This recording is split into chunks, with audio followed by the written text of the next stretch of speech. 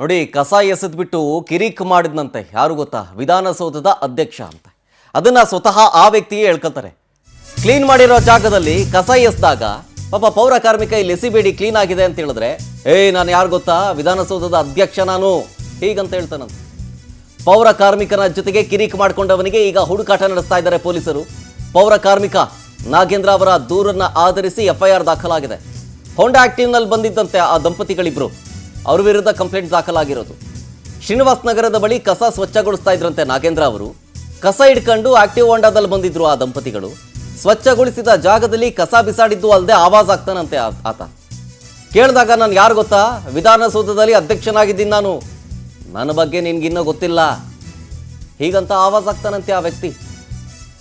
ಯಾರೇ ಆಗಲಿ ಸರ್, ಕಸ ದಯವಿಟ್ಟು ಬಿಸಾಕಬೇಡಿ, ಕ್ಲೀನ್ ಮಾಡ್ತಿದ್ದೀವಿ ಅಂತಂದ್ರು ಆ ಪೌರ ಕಾರ್ಮಿಕ ಕೇಳ್ಕೊಳ್ದೇನೆ ಅದನ್ನ ಕೋಪ ಮಾಡಿಕೊಂಡು ಹೆಲ್ಮೆಟ್ನಿಂದ 3 ಬಾರಿ ಹಲ್ಲೆ ಮಾಡಿದ್ದಾನೆ ಆ ವ್ಯಕ್ತಿ. ಅಷ್ಟೇ ಅಲ್ಲ, ಆ ವ್ಯಕ್ತಿಯ ಪತ್ನಿ ಕೂಡ ಹಲ್ಲೆ ಮಾಡಿದ್ದಾರೆ ಅಂತೇಳಿ ದೂರಿನಲ್ಲಿ ಉಲ್ಲೇಖ ಮಾಡಿದ್ದಾರೆ ನಾಗೇಂದ್ರ ಅವರು. ನಾಗೇಂದ್ರ ಅವರ ಮೇಲೆ ಹಲ್ಲೆ ಮಾಡ್ತಾ ಇರುವಂಥ ದೃಶ್ಯ CCTVಯಲ್ಲಿ ಸೆರೆ ಆಗಿದೆ. ನೋಡಿ, CCTV ವಿಜುವಲ್ಸ್. ಗೋವಿಂದರಾಜನಗರ ಪೊಲೀಸ್ ಠಾಣೆಯಲ್ಲಿ ಈಗ ಪ್ರಕರಣ ದಾಖಲಾಗಿದೆ. ನೋಡಿ, ಅದು ಹಲ್ಲೆ ಮಾಡ್ತಿರೋ ದೃಶ್ಯ. ಅದು ಸ್ವಲ್ಪ ಬ್ಲರ್ ಕಾಣಿಸ್ಬೋದು ನಿಮಗೆ ಅಷ್ಟೇ. ಇವತ್ತಾಗಿರೋದು 2ನೇ ತಾರೀಕು 2ನೇ ತಾರೀಕು 10ನೇ ತಿಂಗಳು 2025.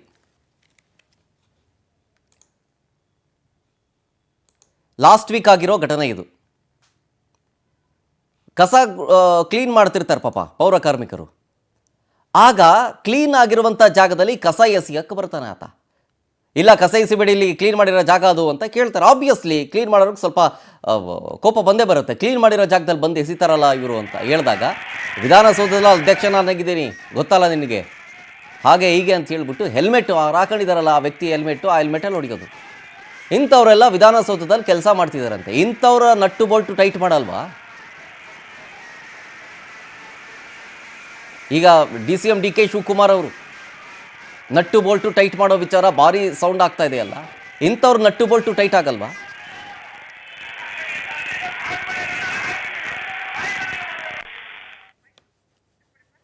ಹೇಳ್ತಾ ಇದ್ದೀನಿ ಅಂತ ಹೇಳ್ದೆ. ನಾನು ವಿಧಾನಸೌಧದಲ್ಲಿ ಕೆಲಸ ಮಾಡ್ತಾರನ್ನೋ ನಮ್ಗೆಲ್ಲ ಕಾನೂನು ಗೊತ್ತು, ಹಂಗೆ ಹಂಗೆ. ನೋಡಿ ಸರ್, ಕಾನೂನು ಗೊತ್ತಿರೋರು ಇಲ್ಲಿ ಬಂದು ಕಸ ಹಾಕಲ್ಲ, ಕರೆಕ್ಟಾಗಿ ಕಸ ಹಾಕ್ಬೇಡಿ ಅಂತ ಅಂದೆ. ಅದಾದ್ಮೇಲೆ ಮತ್ತೆ ಹೋಗಿ AW ಹತ್ರ ಕಂಪ್ಲೇಂಟ್ ಮಾಡಿ AHI ಇದ್ದಾರೆ, ಹೆಲ್ತ್ ಇನ್ಸ್ಪೆಕ್ಟರ್, ತಿರ್ಗಿ ಅದಾದ್ಮೇಲೆ ಮಾರ್ಚಲ್ ಇದ್ದಾರೆ ಅಂತ ಇಷ್ಟು ಹೇಳ್ದೆ. ಅವೆಲ್ಲ ನಾನು ಹೇಳಿ ಸಾಕಾಯ್ತು, ಅವರೆಲ್ಲ ಬಿಲ್ ಮಾಡ್ಕೊತಾರೆ, ಮನೆಗೆ ಹೋಗಿ ಸೇರ್ಕೊತಾರೆ, ಮನೆ ಬಾಗ್ಲಿಗೆ ಆಟೋ ಬರ್ತಾ ಇಲ್ಲ ಅಂದ್ರು. ಇಲ್ಲ ಸರ್, ಇವಾಗೆಲ್ಲ ಗ್ರೇಟರ್ ಬೆಂಗಳೂರು ಅಂತ ಆಗೈತೆ, ಎಲ್ಲ ನೀಟಾಗೈತೆ, ಇವತ್ತು AW ಕಂಪ್ಲೇಂಟ್ ಮಾಡಿದ್ರೆ ಮನೆ ಬಾಗ್ಲಿಗೆ ಆಟೋ ಬರುತ್ತೆ ಅಂತಂದೆ.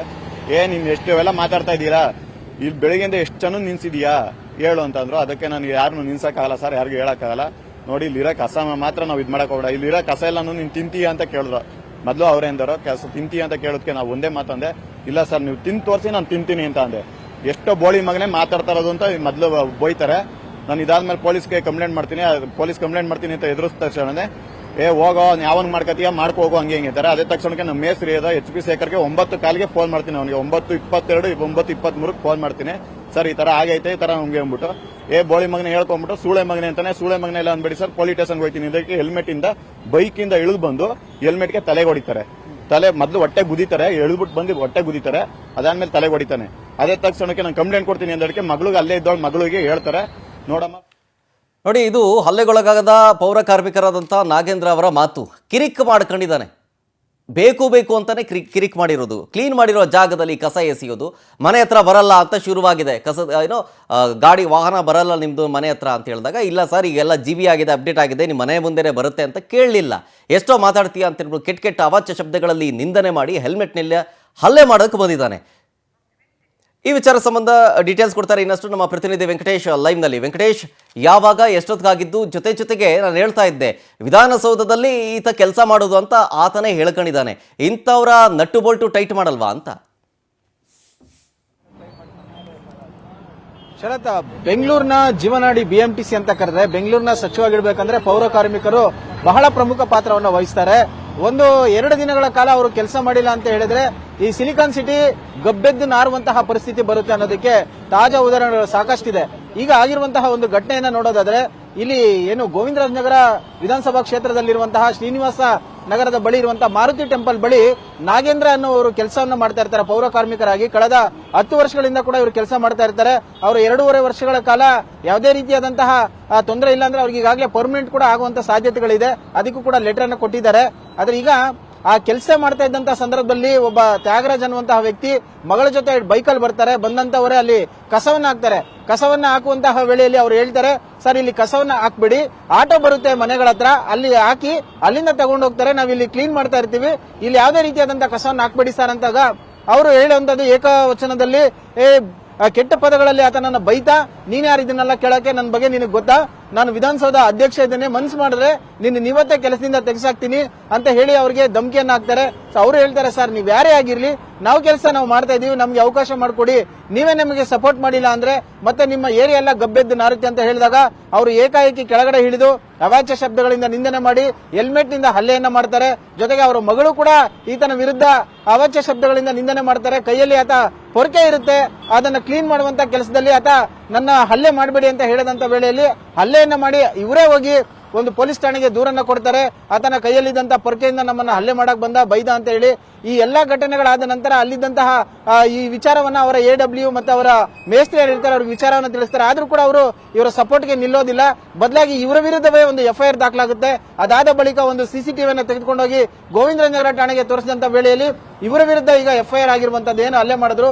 ಸೊ ಇಷ್ಟೆಲ್ಲ ಆದ್ರೂ ಕೂಡ ಸಂಬಂಧಪಟ್ಟ ಅಧಿಕಾರಿಗಳು ಯಾರೊಬ್ರು ಕೂಡ ಇವರ ಒಂದು ಸಪೋರ್ಟ್ಗೆ ನಿಲ್ಲಿಲ್ಲ. ಬದಲಾಗಿ ಯಾರು ಒಂದು ತ್ಯಾಗರಾಜ್ ಇದ್ದಾರೆ ಆತನ ಸಪೋರ್ಟ್ಗೆ ನಿಂತಿರುವಂತದ್ದು. ಸದ್ಯ ಈತನಿಗೆ ಕೆಲಸ ಏನಿದೆ ಅದು ಪರ್ಮನೆಂಟ್ ಆಗಬಾರ್ದು, ಆತನನ್ನ ಈ ಕೆಲಸದಿಂದ ತೆಗಿಬೇಕು ಅನ್ನೋ ಉದ್ದೇಶದಿಂದಾಗಿ ಈ ರೀತಿಯಾದಂತಹ ಕೃತ್ಯವನ್ನ ಮಾಡ್ತಾ ಇದ್ದಾರೆ ಅಂತ ಹೇಳಿ ನಾಗೇಂದ್ರ ಅವರು ಹೇಳ್ತಾ ಇರುವಂತದ್ದು. ಸದ್ಯ ಅಲ್ಲೇ ಕೆಲಸ ಮಾಡ್ತಾ ಇದ್ದಂತಹ ನಾಗೇಂದ್ರನ್ನ ಆ ಒಂದು ಸ್ಪಾಟ್ ನಿಂದ ಕಾಮಾಕ್ಷಿ ಪಾಳ್ಯಕ್ಕೆ ಶಿಫ್ಟ್ ಮಾಡಿದ್ದಾರೆ. ಈ ಎಲ್ಲವೂ ಕೂಡ ಆಗ್ತಾ ಇದ್ರು ಕೂಡ ಇದ್ರ ಸಂಬಂಧಪಟ್ಟ ಅಧಿಕಾರಿಗಳು ಕಣ್ಮುಚ್ಚಿ ಕುಳಿತಿದ್ದಾರೆ. ಆದ್ರೆ ಈ ನಾಗೇಂದ್ರ ಏನಿದ್ದಾರೆ ಅವರಿಗೆ ನ್ಯಾಯ ಸಿಗಬೇಕು ಅಂತ ಹೇಳಿ ಅವರು ಮನವಿಯನ್ನ ಮಾಡ್ಕೊಳ್ತಾ ಇರುವಂತದ್ದು. Sharath. Okay, thank you Venkatesh ಡೀಟೇಲ್ಸ್ಗಾಗಿ.